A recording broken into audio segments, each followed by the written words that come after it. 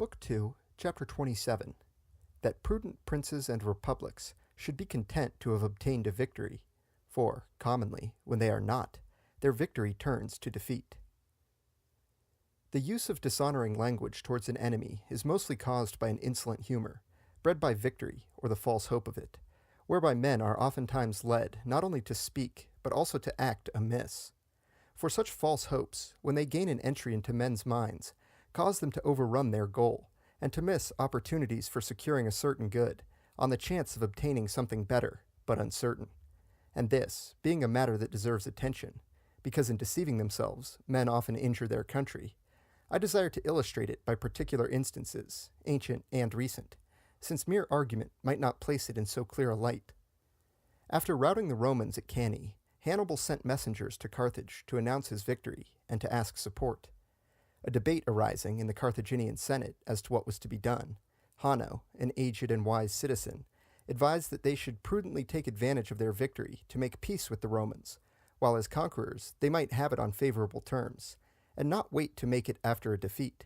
since it should be their object to show the Romans that they were strong enough to fight them, but not to peril the victory they had won in the hope of winning a greater.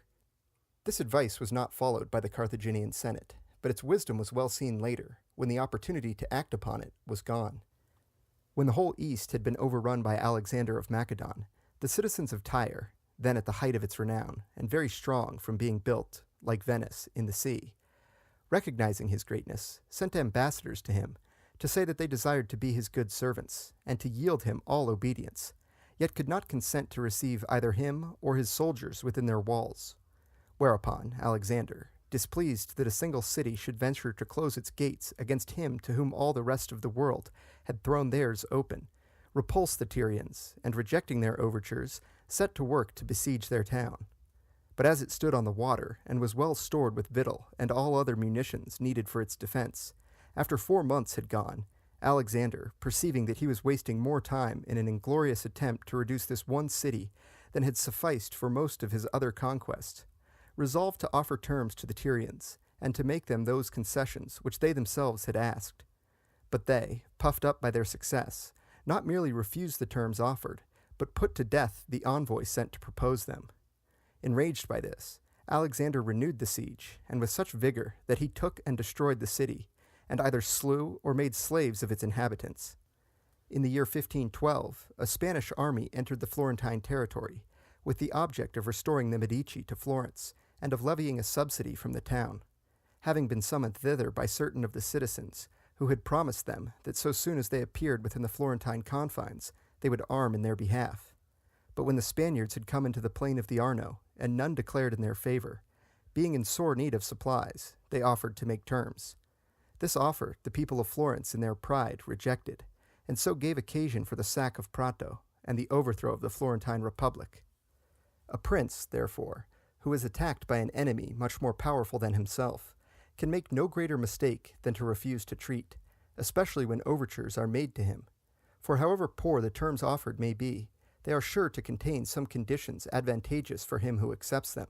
and which he may construe as a partial success. For which reason it ought to have been enough for the citizens of Tyre that Alexander was brought to accept terms which he had at first rejected, and they should have esteemed it a sufficient triumph that, by their resistance in arms, they had forced so great a warrior to bow to their will.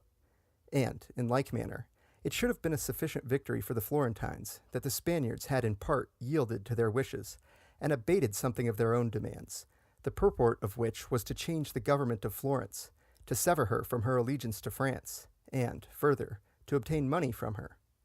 For if of these 3 objects the Spaniards had succeeded in securing the last 2, while the Florentines maintained the integrity of their government, a fair share of honor and contentment would have fallen to each, and while preserving their political existence, the Florentines should have made small account of the other 2 conditions. Nor ought they, even with the possibility and almost certainty of greater advantages before them, to have left matters in any degree to the arbitration of fortune, by pushing things to extremes and incurring risks which no prudent man should incur, unless compelled by necessity.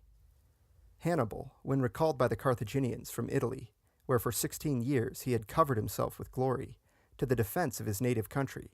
found on his arrival that Hasdrubal and Syphax had been defeated, the kingdom of Numidia lost, and Carthage confined within the limits of her walls, and left without other resource save in him and his army.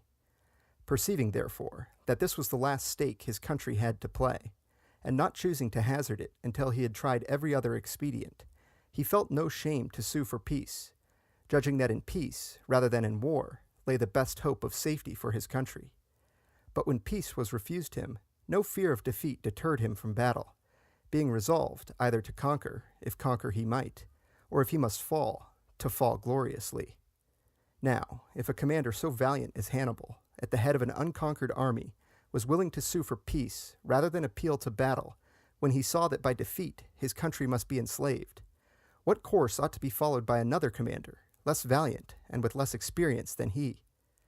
But men labor under this infirmity, that they know not where to set bounds to their hopes, and building on these without otherwise measuring their strength, rush headlong on destruction.